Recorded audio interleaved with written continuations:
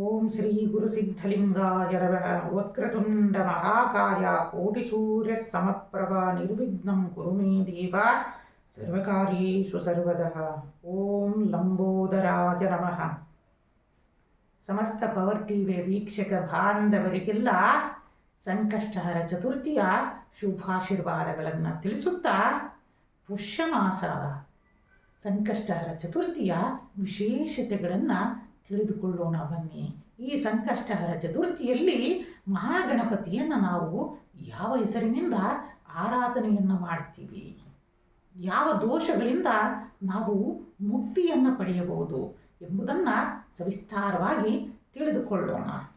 ಇದೇ ಸಂಕಷ್ಟಹರ ಚತುರ್ಥಿಯ ಗಣಪತಿಯ ಜನವರಿ 17ನೇ ತಾರೀಕು 2025 4:30 ಬೆಳಗ್ಗಿನ ಜಾವ ಪ್ರಾರಂಭವಾಗಿ 18ನೇ ತಾರೀಕು ಜನವರಿ 2025 ಬೆಳಗಿನ ಜಾವ 5:30 ಮುಕ್ತಾಯಗೊಳ್ಳಲಿದೆ ವೀಕ್ಷಕರೇ. ಆದ್ದರಿಂದ 17ನೇ ತಾರೀಕು ಜನವರಿ 2025 ನಾವು ಸಂಕಷ್ಟಹರ ಚತುರ್ಥಿಯನ್ನು ಪೂಜೆಯನ್ನು ಮಾಡುವುದರಿಂದ ವಿಶೇಷವಾದ ಫಲಗಳನ್ನು ನಾವು ಪಡೆಯಬಹುದಾಗಿದೆ. ಮತ್ತು 17ನೇ ತಾರೀಕು ಜನವರಿಯಂದು ರಾತ್ರಿ 9:30 ಚಂದ್ರ ದರ್ಶನದ ಉಂಟಾಗಲಿದೆ. ಈ ಪುಷ್ಯ ಮಾಸದ ಸಂಕಷ್ಟಿಯನ್ನು ನಾವು ಮಹಾಗಣಪತಿಯನ್ನು ಪ್ರತಿಯೊಂದು ಸಂಕಷ್ಟಿಯಲ್ಲಿ ಒಂದೊಂದು ಹೆಸರುಗಳಿಂದ ಪೂಜಿಸ್ತಾ ಬರ್ತೀವಿ. ಇನ್ನು ಈ ಪುಷ್ಯ ಮಾಸದಲ್ಲಿ ನಾವು ಗಣೇಶನನ್ನು ಯಾವ ಹೆಸರಿನಿಂದ ಕರಿತೀವಿ ಅಂತಂದರೆ, ಇಡೀ ಜಗತ್ತಿಗೆ ಆನಂದವನ್ನು ಉಂಟು ಮಾಡಿ ನಮ್ಮಲ್ಲಿರುವ ಅಹಂಕಾರಗಳನ್ನು ದೂರ ಮಾಡುವಂತಹ ಮಹೋತ್ತಮವಾದ ಆ ಪುಣ್ಯನಾಮ ಯಾವುದಪ್ಪ ಅಂತಂದರೆ ಲಂಬೋದರ.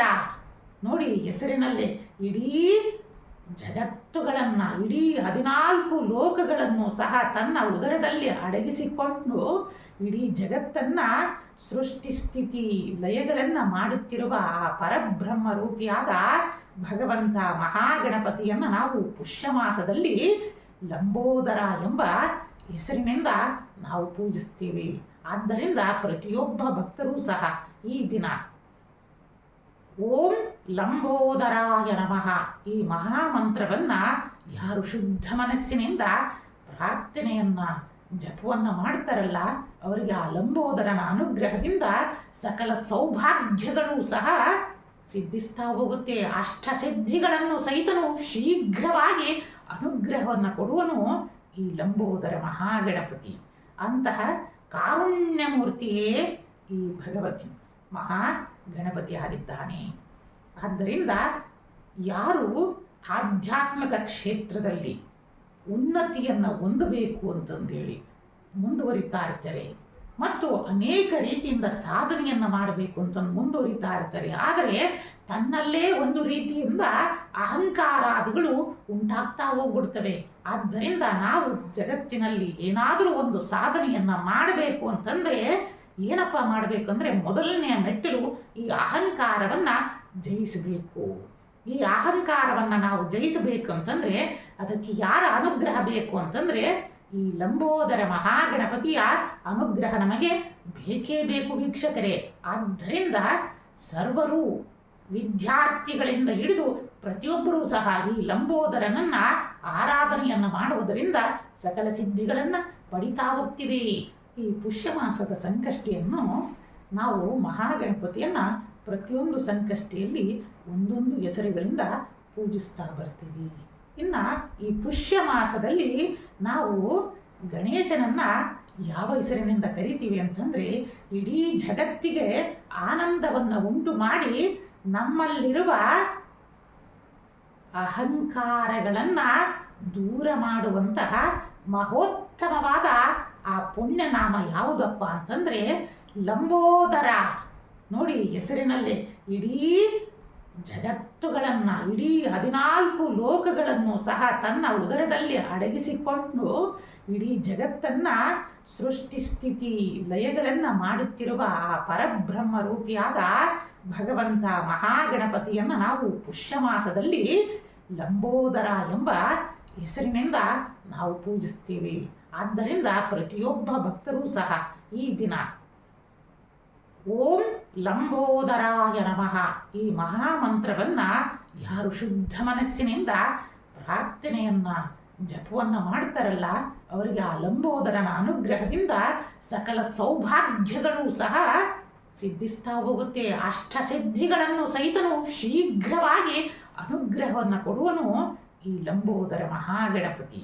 ಅಂತಹ ಕಾರುಣ್ಯಮೂರ್ತಿಯೇ ಈ ಭಗವತಿ ಮಹಾಗಣಪತಿ ಆಗಿದ್ದಾನೆ. ಆದ್ದರಿಂದ ಯಾರು ಆಧ್ಯಾತ್ಮಿಕ ಕ್ಷೇತ್ರದಲ್ಲಿ ಉನ್ನತಿಯನ್ನು ಹೊಂದಬೇಕು ಅಂತಂದೇಳಿ ಮುಂದುವರಿತಾ ಇರ್ತಾರೆ ಮತ್ತು ಅನೇಕ ರೀತಿಯಿಂದ ಸಾಧನೆಯನ್ನು ಮಾಡಬೇಕು ಅಂತ ಮುಂದುವರಿತಾ ಇರ್ತಾರೆ, ಆದರೆ ತನ್ನಲ್ಲೇ ಒಂದು ರೀತಿಯಿಂದ ಅಹಂಕಾರಾದಿಗಳು ಉಂಟಾಗ್ತಾ ಹೋಗ್ಬಿಡ್ತವೆ. ಆದ್ದರಿಂದ ನಾವು ಜಗತ್ತಿನಲ್ಲಿ ಏನಾದರೂ ಒಂದು ಸಾಧನೆಯನ್ನು ಮಾಡಬೇಕು ಅಂತಂದರೆ ಏನಪ್ಪ ಮಾಡಬೇಕು ಅಂದರೆ ಮೊದಲನೆಯ ಮೆಟ್ಟಿಲು ಈ ಅಹಂಕಾರವನ್ನು ಜಯಿಸಬೇಕು. ಈ ಅಹಂಕಾರವನ್ನು ನಾವು ಜಯಿಸಬೇಕು ಅಂತಂದರೆ ಅದಕ್ಕೆ ಯಾರ ಅನುಗ್ರಹ ಬೇಕು ಅಂತಂದರೆ ಈ ಲಂಬೋದರ ಮಹಾಗಣಪತಿಯ ಅನುಗ್ರಹ ನಮಗೆ ಬೇಕೇ ಬೇಕು ವೀಕ್ಷಕರೇ. ಆದ್ದರಿಂದ ಸರ್ವರು ವಿದ್ಯಾರ್ಥಿಗಳಿಂದ ಹಿಡಿದು ಪ್ರತಿಯೊಬ್ಬರೂ ಸಹ ಈ ಲಂಬೋದರನನ್ನ ಆರಾಧನೆಯನ್ನು ಮಾಡುವುದರಿಂದ ಸಕಲ ಸಿದ್ಧಿಗಳನ್ನು ಪಡಿತಾ ಹೋಗ್ತೀವಿ. ಪ್ರಾತಃ ಕಾಲದಲ್ಲೇ ಅಭ್ಯಂಜನ ಸ್ನಾನವನ್ನು ಮಾಡಿ ಗುರುಗಳಿಂದ ಮತ್ತು ತಾಯಿ ತಂದೆಯರಿಂದ ಮಂತ್ರೋಪದೇಶಗಳನ್ನು ತೆಗೆದುಕೊಳ್ಳುವುದು ಉತ್ತಮವಾಗಿದೆ. ಯಾರು ಲಂಬೋದರ ಮಹಾಗಣಪತಿ ಆರಾಧನೆಯನ್ನು ಮಾಡಬೇಕು ಅಂತಿರೋ ಅವರು ಕಡ್ಡಾಯವಾಗಿ ಅಭ್ಯಂಜನ ಸ್ನಾನವನ್ನು ಮಾಡಿ ಗುರುಗಳಿಂದ ಮಂತ್ರಾಕ್ಷತೆಯನ್ನು ತೆಗೆದುಕೊಂಡು ಅವರಿಂದ ಮಂತ್ರೋಪದೇಶನ ತೆಗೆದುಕೊಳ್ಳಿ. ಇನ್ನು ಏನಪ್ಪ ಮಾಡಬೇಕು ಅಂತಂದರೆ ಇದೇ ಶುಕ್ರವಾರ ಬರ್ತಾರಿಂದ ಪ್ರತಿಯೊಬ್ಬರೂ ಸಹ ಯಾರು ಸಾಧಕ ಮತ್ತು ಸಾಧಕಿಯರು ಇರ್ತೀರ ಲಂಬೋದರನ ಸಾಧನೆಯನ್ನು ಮಾಡಬೇಕು ಅನ್ನೋರು ಈ ಬಣ್ಣವೂ ಸಹ ನಮಗೆ ಅತ್ಯಂತವಾಗಿ ಮಾನಸಿಕವಾಗಿ ಭಗವಂತನ ಭಾವನೆಯ ಜೊತೆಗೆ ಬಂಧನವನ್ನು ಏರ್ಪಡಿಸುತ್ತೆ. ಭಕ್ತ ಮತ್ತು ಭಗವಂತನ ಜೊತೆಯಲ್ಲಿ ಈ ಬಣ್ಣಗಳು ಸಹ. ಆದ್ದರಿಂದ ಈ ಸಾಧನೆಯನ್ನು ಮಾಡಬೇಕಾದರೆ ಗುಲಾಬಿ ಬಣ್ಣದ ವಸ್ತ್ರಗಳನ್ನು ಸಾಧಕನು ಧರಿಸುವುದು ಮತ್ತು ಗಣೇಶನಿಗೂ ಸಹ ಗುಲಾಬಿ ಬಣ್ಣದ ವಸ್ತ್ರವನ್ನು ಸಮರ್ಪಣೆಯನ್ನು ಮಾಡುವುದರಿಂದ ಅತ್ಯಂತ ಸಿದ್ಧಿಯನ್ನು ಪಡಿತಾ ಹೋಗ್ತಾನೆ.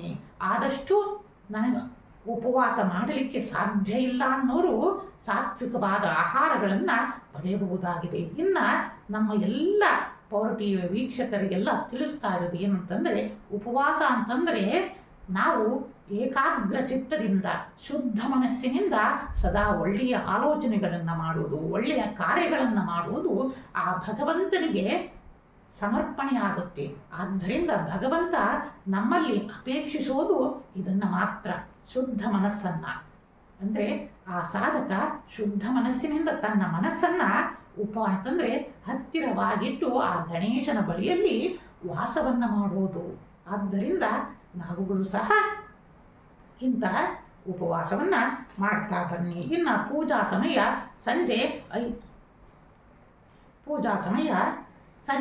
5:20 ಪ್ರಾರಂಭವಾಗಿ 8:40 ಶುಭ ಮುಹೂರ್ತಗಳಿರುವುದರಿಂದ ಈ ಸಮಯದಲ್ಲಿ ಲಂಬೋದರ ಮಹಾಗಣಪತಿಯನ್ನು ಆರಾಧನೆಯನ್ನು ಮಾಡಿ ಪೂಜೆಗೆ ವಿಶೇಷವಾಗಿ ಕೆಂಪು ಬಣ್ಣದ ಹೂಗಳು, ಗರಿಕೆಗಳು, ಬಿಲ್ವಗಳಿಂದ ಸ್ವಾಮಿಯನ್ನು ಆರಾಧನೆಯನ್ನು ಮಾಡಿ ಮತ್ತು ಗಣೇಶನಿಗೆ ವಿಶೇಷವಾಗಿ ಮೋದಕ, ಚಕ್ಕುಲಿ, ಕಜ್ಜಾಯ, ಒಬ್ಬಟ್ಟುಗಳನ್ನು ನೈವೇದ್ಯವನ್ನು ಮಾಡುವುದರಿಂದ ಗಣೇಶನನ್ನು ತೃಪ್ತಿಯನ್ನು ಮಾಡಬಹುದಾಗಿದೆ. ಗಣೇಶನಿಗೆ ವಿಶೇಷವಾಗಿ 21 ತುಪ್ಪದ ದೀಪದ ಆರತಿಯನ್ನು ಬೆಳಗಿ ಮತ್ತು ಚಂದ್ರೋದಯ ಆದ ನಂತರ ಚಂದ್ರನಿಗೆ ಕಲ್ಪೋಕ್ತ ಮಂತ್ರದಿಂದ ಅರ್ಘ್ಯ ಪ್ರದಾನವನ್ನು ಮಾಡಿ ಚಂದ್ರನಿಗೆ 18 ತುಪ್ಪದ ದೀಪದ ಆರತಿಯನ್ನು ಬೆಳಗುವುದರಿಂದ ಸಕಲ ಅಭಿಷ್ಟಗಳನ್ನು ನೀವು ಪಡೆಯಬಹುದಾಗಿದೆ. ಓಂ ಲಂಬೋದರಾಯ ನಮಃ, ಓಂ ಲಂಬೋದರಾಯ ನಮಃ ಈ ಮಹಾಮಂತ್ರವನ್ನು ಶುದ್ಧ ಮನಸ್ಸಿನಿಂದ ಪ್ರತಿಯೊಬ್ಬರೂ ಜಪವನ್ನು ಮಾಡುವತ್ತರಾಗಿ. ಈ ಲಂಬೋದರ ಗಣಪತಿಯನ್ನು ನಾವು ಪೂಜೆಯನ್ನು ಮಾಡಿದ ನಂತರ ಈ ಲಂಬೋದರನ ಬಗ್ಗೆ ನಾವು ತಿಳಿದುಕೊಳ್ಳಬೇಕು. ಏಕೆಂದರೆ ನಾವು ಈ ಪುಷ್ಯ ಮಾಸದಲ್ಲಿ ಗಣೇಶನನ್ನು ಸೌರಪೀಠದಲ್ಲಿ ಆವಾಹನೆಯನ್ನು ಮಾಡಿ ಷೋಡಶೋಪಚಾರಗಳಿಂದ ಪೂಜೆಯನ್ನು ಮಾಡಿದ ಮೇಲೆ ಪುರಾಣ ಶ್ರವಣ ನಮಗೆ ಅತ್ಯಂತ ಮುಖ್ಯ. ಏಕೆಂದರೆ ಆ ವ್ರತದ ಬಗ್ಗೆ ನಾವು ತಿಳಿದುಕೊಳ್ಳಬೇಕು ವೀಕ್ಷಕರೇ. ಬನ್ನಿ, ಈ ವ್ರತದ ಅತ್ಯಂತ ವಿಶೇಷವಾದ ಮಹತ್ವವನ್ನು ತಿಳಿಸ್ತೀನಿ. ಈ ಲಂಬೋದರನ ಮಹತ್ವವನ್ನು ಪ್ರತಿಯೊಬ್ಬರೂ ಇದನ್ನು ಆಲಿಸುವುದರಿಂದ ವಿಶೇಷವಾದ ಪುಣ್ಯ ಫಲಗಳನ್ನು ನೀವು ಪಡಿತಾ ಹೋಗ್ತೀರಾ. ಹಿಂದೆ ಪಾರ್ವತಿ ದೇವಿ ತಪಸ್ಸನ್ನು ಮಾಡಿದಾಗ ಮಹಾಗಣಪತಿ ಅಂದರೆ ಪರಬ್ರಹ್ಮ ಸ್ವರೂಪಿಯಾದ ಮಹಾಗಣಪತಿಯು ಪ್ರಸನ್ನನಾಗಿ ದರ್ಶನವನ್ನು ಇಟ್ಟು ಪಾರ್ವತಿ ದೇವಿಗೆ ದರ್ಶನವನ್ನು ಕೊಟ್ಟು ವಿಶೇಷವಾದ ಅನುಗ್ರಹವನ್ನು ಮಾಡ್ತಾ ಹೋಗ್ತಾನೆ. ಜಗನ್ಮಾತೆಯಾದ ಪಾರ್ವತಿ ದೇವಿ ಆ ಪರಬ್ರಹ್ಮ ರೂಪಿ ಗಣೇಶನಲ್ಲಿ ಪ್ರಾರ್ಥನೆಯನ್ನು ಮಾಡ್ತಾರೆ. ಈ ಸಂಕಷ್ಟ ವ್ರತಾದಿಗಳನ್ನು ನಾವು ಯಾವ ರೀತಿಯಿಂದ ಆರಾಧನೆಯನ್ನು ಮಾಡಬೇಕು ಅಂದಾಗ ಸಾಕ್ಷಾತ್ ಪರಬ್ರಹ್ಮ ರೂಪಿ ಭಗವಂತ ಮಹಾಗಣಪತಿಯೇ ತಾನೇ ಹೇಳ್ತಾ ಹೋಗ್ತಾನೆ. ಅಂತಹ ವಿಶೇಷವಾದ ಮಹತ್ವವುಳ್ಳದ್ದು ಈ ಸಂಕಷ್ಟರ ಚತುರ್ಥಿಯ ವ್ರತ. ಹೀಗಾಗಿ ಭಗವಂತನೇ ತನ್ನನ್ನು ಯಾವ ಯಾವ ಮಾಸದಲ್ಲಿ ಯಾವ ಯಾವ ರೀತಿಯಿಂದ ಆರಾಧನೆಯನ್ನು ಮಾಡಬೇಕು, ಮತ್ತು ಈ ವ್ರತಾದಿಗಳನ್ನು ಯಾರು ಯಾರು ಆಚರಿಸಿ ಸಿದ್ಧಿಯನ್ನು ಪಡೆದಿರುತ್ತಾರೆ ಎನ್ನುವುದನ್ನು ಸವಿಸ್ತಾರವಾಗಿ ತಿಳಿಸ್ತಾ ಬರ್ತಾನೆ. ಅಂಥದ್ರೊಳಗೆ ಈ ಪುಷ್ಯ ಮಾಸದಲ್ಲಿ ಅತ್ಯಂತ ಮಹತ್ವವುಳ್ಳದ್ದು. ಕಾರಣ ಏನಂತಂದರೆ ಮಕರ ಸಂಕ್ರಾಂತಿಯೂ ಸಹ ನೋಡಿ, ಸೂರ್ಯನಾರಾಯಣನು ತನ್ನ ದಕ್ಷಿಣ ಪಥದಿಂದ ಉತ್ತರದ ಪಥದಕ್ಕೆ ತನ್ನ ಸ್ಥಾನವನ್ನು ಬದಲಾವಣೆಯನ್ನು ಮಾಡಿದ ಒಂದು ಪುಣ್ಯ ಸಮಯ. ನಾವುಗಳು ಸಹ ಸೂರ್ಯನಾರಾಯಣರ ಹಾಗೆ ಪುಣ್ಯದ ಕಡೆಗೆ ಮಾರ್ಗವನ್ನು ಮಾಡಬೇಕು. ಆದ್ದರಿಂದಲೇ ನಾವು ಗಣೇಶನನ್ನು ಸೌರಪೀಠದಲ್ಲಿ ಆಹ್ವಾನೆಯನ್ನು ಮಾಡಿ ಪೂಜೆಯನ್ನು ಮಾಡಿದ್ದಾಯಿತು. ಲಂಬೋದರ ಮಹಾಗಣಪತಿಯ ವೃತ್ತಾಂತ ರಾಮಾಯಣದ ಜೊತೆನಲ್ಲೂ ಸಹ ಹೊಂದಾಣಿಕೆ ಆಗುತ್ತೆ ವೀಕ್ಷಕರೇ. ಹೇಗಪ್ಪ ಅಂತಂದರೆ ರಾವಣಾಸುರನ ಬಗ್ಗೆ ನಿಮಗೆಲ್ಲ ತಿಳಿದಿದೆ.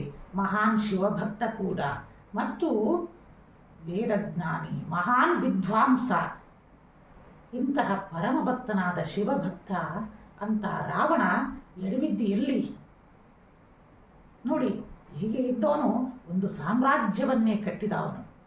ಲಂಕಾಪುರವನ್ನು ಕಟ್ಟಿ ಅಷ್ಟೊಂದು ಸಾಮ್ರಾಟನಾಗಿ ಸಮೃದ್ಧಿಯಾಗಿ ಅದು ಬಂಗಾರದಿಂದ ಅರಮನೆಯನ್ನು ಲಂಕೆಯನ್ನು ಕಟ್ಟಿದವನು ಹೇಗೆ ಹಾಳಾದ ಬನ್ನಿ ಮುಂದೆ ನಿಮಗೆ ತಿಳಿಸ್ತಾ ಹೋಗ್ತೀನಿ. ಇಂತಹ ರಾವಣಾಸುರ ಎಲ್ಲ ಕಡೆಯಲ್ಲೂ ಸಂಚಾರವನ್ನು ಮಾಡ್ತಾ ಇರ್ಬೇಕಾದ್ರೆ ಒಂದು ಸಲ ನಮ್ಮ ಕರ್ನಾಟಕದ ಕಿಷ್ಕಿಂಧ ಪರ್ವತಕ್ಕೆ ಬರ್ತಾರೆ ಸಂಚಾರದಲ್ಲಿ.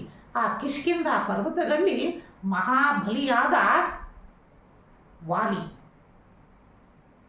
ಸಂಧ್ಯಾ ವಂದನೆಯನ್ನು ಮಾಡ್ತಾ ಇರ್ತಾರೆ.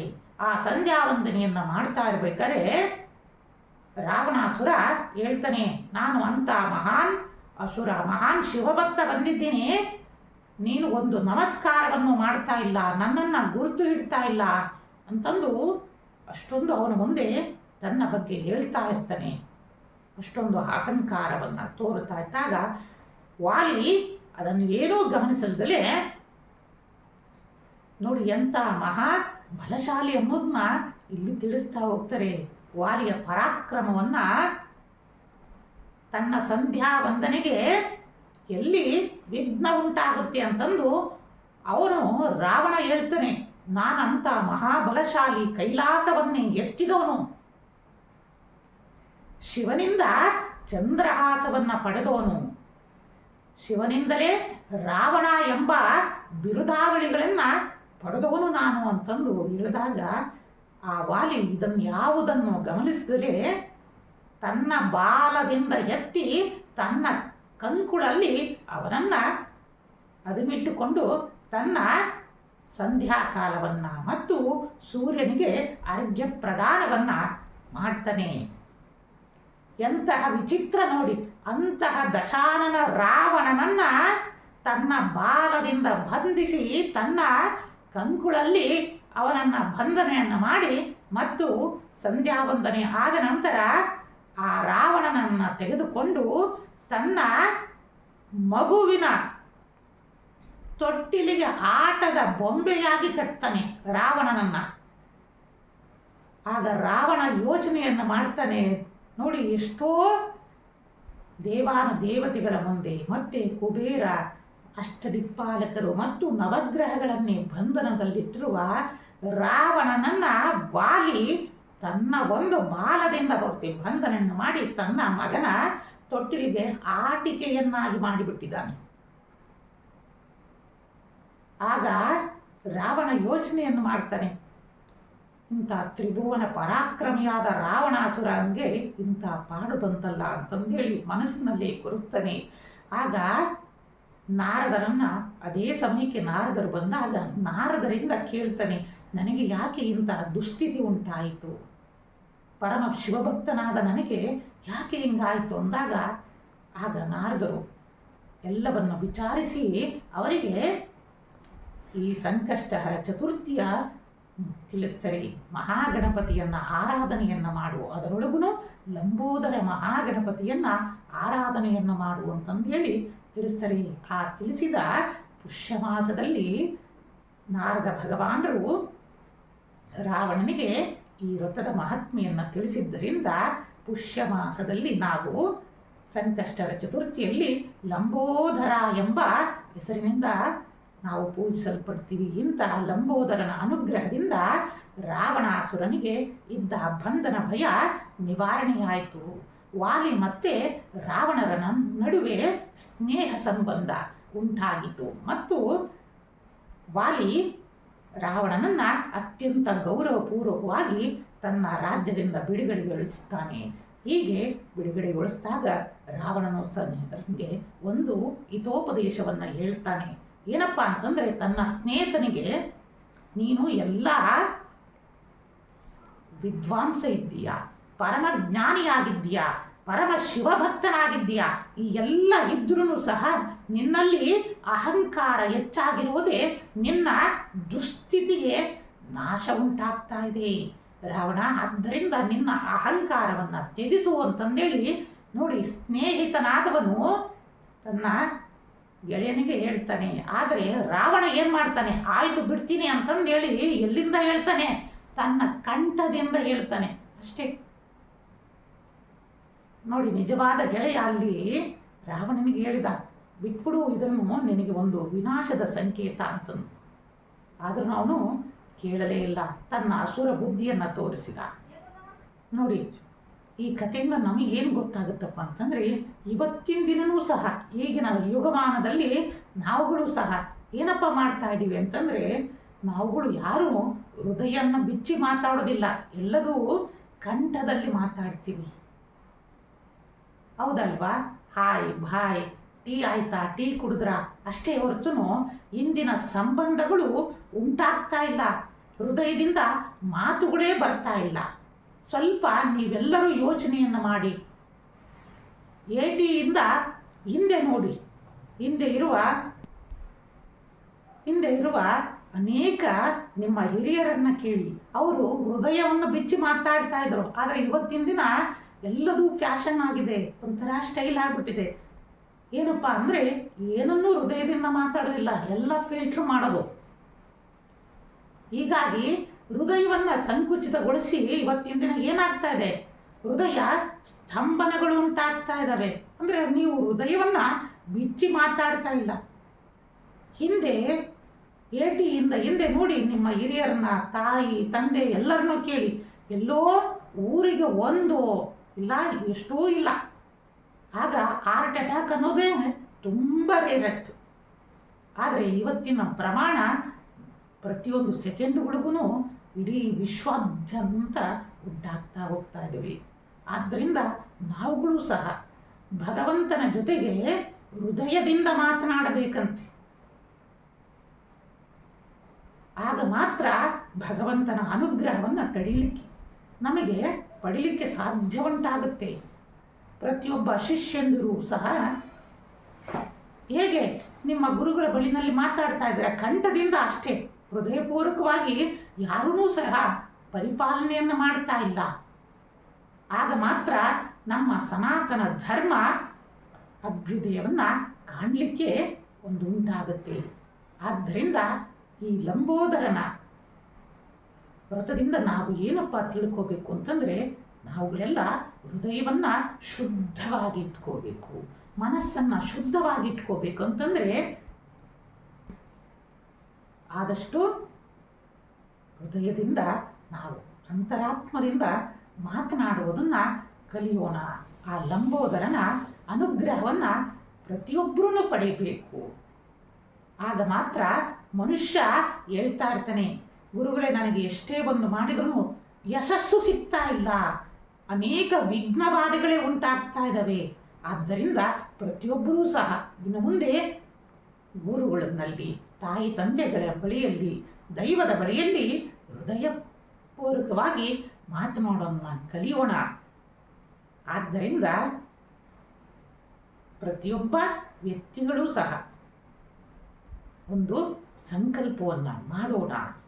ಆದಷ್ಟು ಯೋಗ ಧ್ಯಾನಾದಿಗಳನ್ನು ಅವಲಂಬಿಸಿ ಪ್ರತಿಯೊಂದು ದಿನವೂ ತಾಯಿ ತಂದೆಯರ ಪಾದಗಳಿಗೆ ನಮಿಸೋದನ್ನು ಕಲಿಯೋಣ. ನೀವು ಎಷ್ಟೇ ದೊಡ್ಡವರಾಗಿರಲಿ, ಪ್ರತಿಯೊಂದು ದಿನವೂ ಸಹ ತಾಯಿ ಮತ್ತು ತಂದೆ, ಗುರು ಹಿರಿಯರ ಪಾದಗಳನ್ನು ಮುಟ್ಟಿ ನಮಸ್ಕಾರವನ್ನು ಮೊದಲನೆಯದಾಗಿ ನಮ್ಮ ಸನಾತನ ಸಂಸ್ಕೃತಿಯಲ್ಲಿ ಮೊದಲನೆಯ ಪಾಠವನ್ನು ನಾವುಗಳು ಕಲಿಬೇಕು ಅನ್ನೋದನ್ನು ಒಂದು ವಿಶೇಷವಾಗಿ ಹೇಳುವ ದಿನವೇ ಈ ಲಂಬೋದರ ಮಹಾಗಣಪತಿಯ ದಿನವಾಗಿದೆ. ಹೀಗೆ ಸಂಕಷ್ಟಹರ ಚತುರ್ಥಿಯ ಪುರಾಣವನ್ನು ನಾವು ಶ್ರವಣವನ್ನು ಮಾಡ್ತೀವಿ ಮತ್ತು ಚಂದ್ರನ ದರ್ಶನವನ್ನು ಮಾಡಿ ಚಂದ್ರನಿಗೆ 18 ತುಪ್ಪದ ದೀಪಗಳ ಆರತಿಯನ್ನು ಬೆಳಗಿ ಓಂ ಬಾಲಚಂದ್ರಾಯ ನಮಃ ಅಂತಂದೇಳಿ ಆ ಚಂದ್ರದೇವರನಲ್ಲಿ ಪ್ರಾರ್ಥನೆಯನ್ನು ಮಾಡಿ ಜೀವನದಲ್ಲಿ ಉಂಟಾಗ್ತಾ ಇರುವ ಎಲ್ಲ ವಿಘ್ನಗಳನ್ನು ದೂರ ಸರಿಸಿ ಆ ಪರಮಾತ್ಮ ಪರಬ್ರಹ್ಮ ರೂಪಿಯಾದ ಆ ಲಂಬೋದರ ಮಹಾಗಣಪತಿಯ ಅನುಗ್ರಹವನ್ನು ಉಂಟು ಮಾಡಲಿಕ್ಕೆ ನೀನು ಕೃಪೆಯನ್ನು ಮಾಡು ಅಂತಂದೇಳಿ ಭಕ್ತಿಯಿಂದ ಅವನಲ್ಲಿ ಶರಣಾಗಿ ಖಂಡಿತ ನಿಮ್ಮ ಎಲ್ಲ ಇಷ್ಟಾರ್ಥಗಳು ಶೀಘ್ರವಾಗಿ ಸಿದ್ಧಿಸ್ತಾ ಹೋಗ್ತವೆ. ಈ ಲಂಬೋದರ ಸಂಕಷ್ಟರ ಚತುರ್ಥಿಯು ಮಘಾ ನಕ್ಷತ್ರದಲ್ಲಿ ಪ್ರಾರಂಭವಾಗಿ ಪುಬ್ಬಾ ನಕ್ಷತ್ರದಲ್ಲಿ ಮುಕ್ತಾಯವಾಗ್ತಾ ಇದೆ. ಇದರ ಫಲಾಫಲಗಳೇನು ಅಂತಂದರೆ, ಮೊದಲನೆಯದಾಗಿ ರೈತರುಗಳು ಯಾವ ಬೆಳೆಯನ್ನು ಬೆಳೆಯುವುದರಿಂದ ವಿಶೇಷವಾದ ಲಾಭವನ್ನು ಪಡೆಯುತ್ತಾರೆ ಅಂತಂದರೆ, ಜೋಳ, ಮೆಕ್ಕೆಜೋಳಗಳು, ಅಕ್ಕಿ, ರಾಗಿ, ಹತ್ತಿ, ಸಜ್ಜೆ, ಟೊಮೊಟೊ, ಈರುಳ್ಳಿ, ಬೆಳ್ಳುಳ್ಳಿ, ಬದನೆಕಾಯಿ, ಮೆಣಸಿನಕಾಯಿ, ಕಾಳು ಮೆಣಸು, ಏಲಕ್ಕಿ, ಹೀರೆಕಾಯಿ, ಕ್ಯಾಪ್ಸಿಕಮ್, ಕ್ಯಾರೆಟ್, ಬೀನ್ಸ್, ಹುರುಳಿಕಾಯಿ, ತೊಗರಿ ಬೇಳೆಗಳು, ಉದ್ದಿನ ಬೇಳೆ, ತೆಂಗು, ಅಡಿಕೆ, ಜವಳಿಕಾಯಿ, ದಾಳಿಂಬೆ, ಕೊತ್ತಂಬರಿ, ಕಲ್ಲಂಗಡಿ ಮತ್ತು ಕರ್ಬೂಜದಂಥ ಅನೇಕ ಉತ್ತಮ ಫಲಗಳನ್ನು ಬೆಳೆಯುವುದರಿಂದ ರೈತಾಪಿ ವರ್ಗದವರಿಗೆ ಅತ್ಯಂತ ಸುಖದಾಯಕವಾಗಿದೆ ಮತ್ತು ಕಲಾವಿದರಿಗೆ ಅನೇಕ ರೀತಿಯಿಂದ ಸಂಕಷ್ಟಗಳು ಹೆಚ್ಚಾಗ್ತಾ ಹೋಗ್ತವೆ. ಈ ವರ್ಷದಲ್ಲಿ ಹೃದಯ ಸಂಬಂಧಿತ ಕಾಯಿಲೆಗಳು ಮತ್ತು ರಸ್ತೆ ಅಪಘಾತಗಳು, ಹೃದಯ ಸ್ತಂಭನಗಳು ಮತ್ತು ಅನೇಕ ಕೊಲೆ ಸಂಚಗಳು ಮತ್ತು ಜೀವ ಬೆದರಿಕೆಗಳು ಮತ್ತು ಅನಾರೋಗ್ಯದ ಸಮಸ್ಯೆಗಳು ಹೆಚ್ಚಾಗಿ ಕಾಡ್ತಾ ಹೋಗ್ತವೆ. ಆದಷ್ಟು ಕಲಾವಿದರು ಶ್ರೀ ದುರ್ಗಾ ಮಾತೆಯನ್ನು ಆರಾಧನೆಯನ್ನು ಮಾಡುವುದು ಮತ್ತು ಗಣೇಶನ ಅನುಗ್ರಹವನ್ನು ಪಡೆಯುವುದರಿಂದ ಬರುವ ಸಂಕಷ್ಟಗಳಿಂದ ಪಾರಾಗಬಹುದಾಗಿದೆ. ಗರ್ಭಿಣಿ ಸ್ತ್ರೀಯರು ಆರೋಗ್ಯದ ಕಡೆ ಎಚ್ಚರವನ್ನು ವಹಿಸುವುದು ಸೂಕ್ತ. ಸೂರ್ಯ ಅಷ್ಟಕವನ್ನು ಪಠಣೆಯನ್ನು ಮಾಡುವುದರಿಂದ ಅತ್ಯಂತ ಶುಭ ಮತ್ತು ಸಂತೋಷಗಳನ್ನು ಪಡೆಯಬಹುದಾಗಿದೆ. ಮೇಷರಾಶಿಯ ಯುವಕ ಯುವತಿಯರಿಗೆ ಇದು ಸೂಕ್ತ ಸಮಯವಾಗಿದೆ. ಮುಂಬರುವ 3 ತಿಂಗಳಲ್ಲಿ ನಿಮಗೆ ಸಂತೋಷದಾಯಕವಾದ ವಿಚಾರಗಳು ಮತ್ತು ವಿಷಯಗಳು ನಿಮ್ಮನ್ನು ತಲುಪಲಿವೆ ಮತ್ತು ಸ್ವಂತ ಉದ್ಯೋಗಗಳನ್ನು ಮಾಡಲಿಕ್ಕೆ ಈ ಕಾಲವು ಅತ್ಯಂತ ಸೂಕ್ತವಾಗಿದೆ. ಇನ್ನು ಅಗ್ನಿ ಅವಘಡಗಳು ಮತ್ತು ಅಗ್ನಿ ದುರಂತಗಳು, ಸಿಲಿಂಡರ್ ಸ್ಫೋಟಗಳು, ಅನಿಲ ಸ್ಫೋರಿಕೆಗಳು, ಫ್ಯಾಕ್ಟರಿಗಳಲ್ಲಿ ಬಾಯ್ಲರ್ನಂತಹ ಮತ್ತು ಕೆಮಿಕಲ್ನಂತಹ ಅನೇಕ ಸ್ಫೋಟಗಳಾಗುವ ಎಚ್ಚರಿಕೆಯನ್ನು ತೋರಿಸ್ತಾ ಇದೆ. ಆದಷ್ಟು ಎಚ್ಚರಿಕೆಯನ್ನು ವಹಿಸುವುದು ಸೂಕ್ತ. ಮತ್ತು ನಮ್ಮ ದೇಶದ ಹೆಮ್ಮೆಯ ಸೈನಿಕರಾದ ಒಂದು ವಿಶೇಷವಾದ ಜಾಗೃತಿಯನ್ನು ವಹಿಸತಕ್ಕದ್ದು. ಏನಪ್ಪ ಅಂತಂದರೆ, ಜಮ್ಮು ಮತ್ತು ಕಾಶ್ಮೀರ ಮತ್ತು ಈಶಾನ್ಯ ರಾಜ್ಯದಲ್ಲಿ ಹಲವು ಕುತಂತ್ರಗಳು ನಡೆಯುವಂಥ ಸೂಚನೆಗಳು ಅಕ್ಷಾಂಶ ರೇಖಾಂಶದಿಂದ ಕಾಲಜ್ಞಾನದಲ್ಲಿ ಸೂಚನೆಯನ್ನು ಮಾಡ್ತಾರಿಂದ ಆದಷ್ಟು ಎಚ್ಚರವನ್ನು ವಹಿಸುವುದರಿಂದ ನಮ್ಮ ಸೈನಿಕರು ಮುಂಬರುವ ಅಪಾಯಗಳಿಂದ ಪಾರಾಗಬಹುದಾಗಿದೆ. ಇನ್ನು ಈ ಮಘ ನಕ್ಷತ್ರ ಮತ್ತು ಪುಬ್ಬಾ ನಕ್ಷತ್ರದಲ್ಲಿ ಮತ್ತು ಹಿಂದೆ ಕಾರ್ತೀಕ ಮಾಸದಲ್ಲೂ ಸಹ ಕೆಲವೊಂದು ಅನೇಕ ಗ್ರಹಗಳ ಬದಲಾವಣೆಗಳ ಆಧಾರದಲ್ಲಿ ಈ ಆಂಧ್ರ ಪ್ರದೇಶದಲ್ಲಿ ಪ್ರಸಿದ್ಧ ಮತ್ತು ಪುಣ್ಯಕ್ಷೇತ್ರವಾದ ಭೂವೈಕುಂಠವೆನಿಸಿರುವ ತಿರುಪತಿಯಲ್ಲಿ ನಮ್ಮ ಅಲ್ಲಿನ ಆಡಳಿತ ಮಂಡಳಿಯವರಿಗೆ ಕಾಲಜ್ಞಾನದ ಪ್ರಕಾರ ಒಂದು ವಿಚಾರವನ್ನು ತಿಳಿಸಬೇಕೇನಂತಂದರೆ, ಭಗವಂತನಿಗೆ ಭಕ್ತರೇ ಪ್ರೀತಿ. ಆ ಭಕ್ತನನ್ನು ಬಿಟ್ಟರೆ ಬೇರೆ ಯಾವ ಭಗವಂತನಿಗೆ ಸಂತೋಷವನ್ನು ಉಂಟು ಮಾಡುವ ಶಕ್ತಿ ಇಲ್ಲ. ಆದ್ದರಿಂದ ಕಾಲಜ್ಞಾನದಲ್ಲಿ ಸೂಚನೆಯನ್ನು ಮಾಡ್ತಾ ಇರೋದು ಅಲ್ಲಿ ಅನೇಕ ನಿಜವಾದ ಭಕ್ತರಿಗೆ ನೋವುಗಳು ಉಂಟಾಗ್ತಾ ಇರೋದ್ರಿಂದ ತಿರುಪತಿಯಲ್ಲಿ ಅನೇಕ ಅವಘಡಗಳು ನಡೀತಾ ಇದ್ದಾವೆ. ಏಕೆಂದರೆ ಭಕ್ತರಲ್ಲಿ ಯಾವತ್ತೂ ತಾರತಮ್ಯಗಳು ಉಂಟಾಗಬಾರದು. ಭಗವಂತನ ಬಳಿಯಲ್ಲಿ ಪ್ರತಿಯೊಬ್ಬರೂ ಸಮಾನರೇ. ಏಕೆಂದರೆ ತಂದೆಯ ಬಳಿಯಲ್ಲಿ ಮಕ್ಕಳಿಗೆ ಸರಿಯಾದ ಸ್ಥಾನ ಉಂಟಾಗುತ್ತೆ. ಭಕ್ತರಲ್ಲಿ ಅವರವರ ಭಕ್ತಿಗೆ ತಕ್ಕ ಹಾಗೆ ಆ ಭಗವಂತನ ಬಳಿಗೆ ಅವರು ಹತ್ತಿರ ಆಗ್ತಾ ಹೋಗ್ತಾರೆ. ಇದನ್ನು ಮೊದಲು ಎಲ್ಲರೂ ತಿಳಿದುಕೊಳ್ಳಬೇಕಾಗಿದೆ. ಆದಷ್ಟು ಭಕ್ತರಿಗೆ ಯಾವುದೇ ನೋವುಗಳು ಉಂಟಾಗಬಾರದು. ಎಲ್ಲಿ ಭಕ್ತ ನೋವನ್ನು ಪಡಿತಾನೆ ಅಲ್ಲಿ ಭಗವಂತನಿಗೆ ನೋವು ಉಂಟಾಗುತ್ತೆ. ಇದನ್ನು ಪ್ರತಿಯೊಬ್ಬ ಆಡಳಿತ ಮಂಡಳಿಯವರು ಪರಿಪಾಲನೆಯನ್ನು ಮಾಡುವುದರಿಂದ ಆ ಕ್ಷೇತ್ರಕ್ಕೆ ಇನ್ನೂ ಹೆಚ್ಚಿನ ಶಕ್ತಿ ಉಂಟಾಗ್ತಾ ಹೋಗುತ್ತೆ. ಏಕೆಂದರೆ ಅದು ಇಡೀ ನಮ್ಮ ವಿಶ್ವದ ಭೂವೈಕುಂಠ ಅಖಿಲಾಂಡ ಕೋಟಿ ಬ್ರಹ್ಮಾಂಡ ನಾಯಕನಾದ ಶ್ರೀ ವೆಂಕಟೇಶ್ವರ ಸ್ವಾಮಿಯು ನೆಲೆಸಿರುವ ಪುಣ್ಯಕ್ಷೇತ್ರ ಆಗಿದೆ. ಹೀಗಾಗಿ ಯಾವುದೇ ಭಕ್ತನೂ ಸಹ ಅಲ್ಲಿ ನೋವನ್ನು ಉಂಟು ಮಾಡಬಾರದು. ಬಡವ ಬಲ್ಲಿದ ಎಂಬ ತಾರತಮ್ಯಗಳು ಆ ಕ್ಷೇತ್ರದಲ್ಲಿ ಉಂಟಾಗಬಾರದು. ಏಕೆಂದರೆ ಸ್ವಾಮಿ ಅನೇಕ ಭಕ್ತರಿಗೆ ಅದು ಕಡು ಬಡವನಿಗೂ ಸಹ ಅನುಗ್ರಹವನ್ನು ತೋರಿದ ವಿಶೇಷವಾದ ಕ್ಷೇತ್ರನೇ ಶ್ರೀ ತಿರುಮಲ ಕ್ಷೇತ್ರ. ಅಂತಹ ಸಪ್ತಗಿರಿ ನಿವಾಸ ಶೇಷಾಚಲದಲ್ಲಿ ನೆಲೆಸಿರುವ ವೆಂಕಟಾಚಲದಲ್ಲಿ ಶ್ರೀ ವೆಂಕಟೇಶ್ವರ ಸ್ವಾಮಿಯ ಅನುಗ್ರಹ ಸಕಲ ಭಕ್ತರಿಗೂ ತಲುಪುವಂತಹ ಸೇವೆಯನ್ನು ಆ ಆಡಳಿತ ಮಂಡಳಿಯವರು ಮಾಡಬೇಕು ಅಂತಂದೇಳಿ ಆಶೀರ್ವಾದವನ್ನು ತಿಳಿಸ್ತಾ ಇದ್ದೀವಿ. ಸನ್ಮಾನ್ಯ ಉಪಮುಖ್ಯಮಂತ್ರಿಗಳಾದ ಶ್ರೀಯುತ DK ಶಿವಕುಮಾರ್ ಅವರಿಗೆ ಮುಂದಿನ ದಿನಗಳಲ್ಲಿ ಉತ್ತಮವಾದ ಸ್ಥಾನಗಳು ಒದಗಿ ಬರಲಿವೆ ನಿಮಗೆ ಅಂತಂದು ಶುಭಾಶೀರ್ವಾದಗಳನ್ನು ಸಹ ಮಾಡ್ತಾ ಇದ್ದೀವಿ. ಇನ್ನು ಮಾರ್ಚ್ ನಂತರ ನಮ್ಮ ಕರ್ನಾಟಕ ಸರ್ಕಾರ ಮತ್ತು ಕೇಂದ್ರ ಸರ್ಕಾರಗಳಲ್ಲಿ ಅನೇಕ ರೀತಿಯ ಅಲ್ಲುಕಲ್ಲೋಲಗಳನ್ನು ಉಂಟಾಗುವ ಸಂಭವಗಳನ್ನು ಕಾಲಜ್ಞಾನದಲ್ಲಿ ಸೂಚನೆಯನ್ನು ಮಾಡ್ತಾ ಇರೋದ್ರಿಂದ ಶ್ರೀದೇವಿ ಅಪರಾಜಿತೆಯನ್ನು ಆರಾಧನೆಯನ್ನು ಮಾಡುವುದರಿಂದ ಬರುವ ಸಮಸ್ಯೆಗಳಿಂದ ಪಾರಾಗಬಹುದು. ಇನ್ನು ಕೇಂದ್ರ ಸರ್ಕಾರದವರು ಬಡವರ ಬಗ್ಗೆ ಸ್ವಲ್ಪ ಯೋಚನೆಯನ್ನು ಮಾಡಬೇಕು. ಕಾಲಜ್ಞಾನದ ಪ್ರಕಾರ ಮುಂಬರುವ